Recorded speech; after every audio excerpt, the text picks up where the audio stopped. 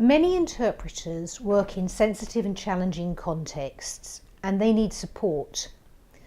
This type of support is called supervision in a clinical context. The British Association for Counselling and Psychotherapy describes supervision as a specialised form of professional mentoring provided for practitioners who are responsible for undertaking challenging work with people.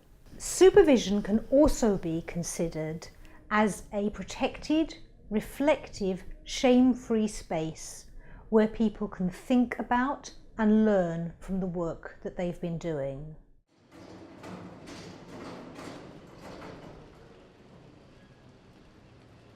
Supervision is very important. Our work involves a lot of very emotional situations or situations you can't control. So being able to have supervision, you can then offload some of your concerns, some of your doubts, then get feedback from other colleagues, and that helps with future sessions.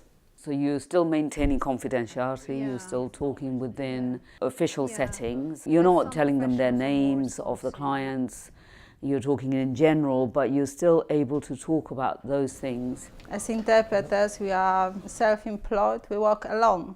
Besides emails, telephone, we don't have any relationship, any contact, so we can share all our experiences together, because when you work alone, sometimes you are not sure if your approach is right or wrong. It's very important to have somebody that controls the timings, because you could just run on and on and on, and therefore then others wouldn't have their chance to speak. Knowing that there's somebody there controlling it is very good. Go for an hour if needed. Through all those years, we work out how to use the space the best as we can, because before we used to have only 1 hour. Nowadays we have 1.5 hours, because 1 hour wasn't enough to share all and our stories and also to answer all our dilemmas.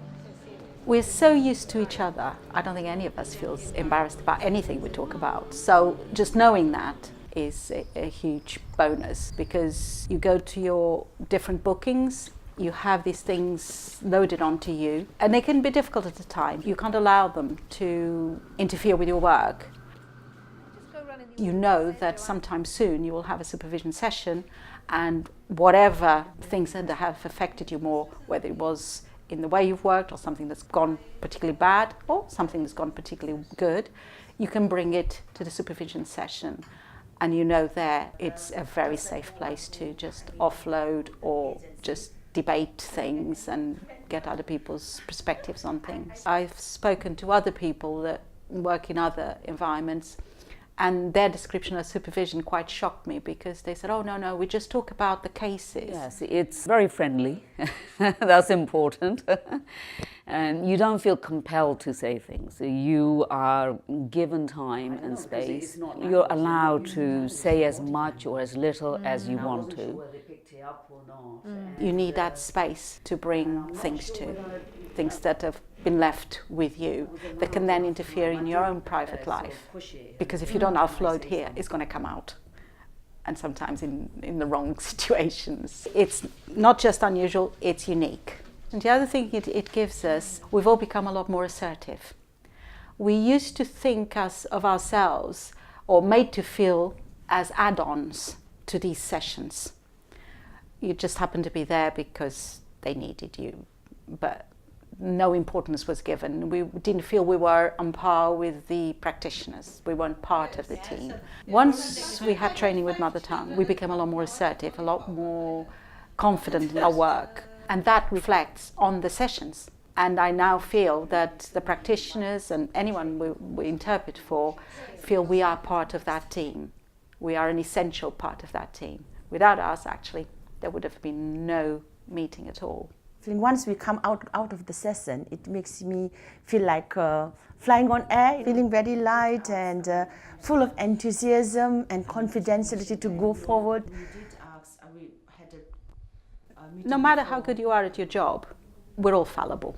Mistakes can occur. Sometimes when they do, you can't undo them at the time. You take them away with you. When you get to supervision, you can openly say, well, this happened in such and such a way. I wish it hadn't, but you know, I I know I couldn't undo it then, but I'm still thinking about it. Can you just read that and then tell her the main points, please?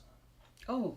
Sometimes some agencies and maybe some professionals perceive that we are like the Google translators, yes, that we work only with words, but they are not only words, they are not only languages, because there are emotions, there are thoughts, there are also our observation, there are our cultures.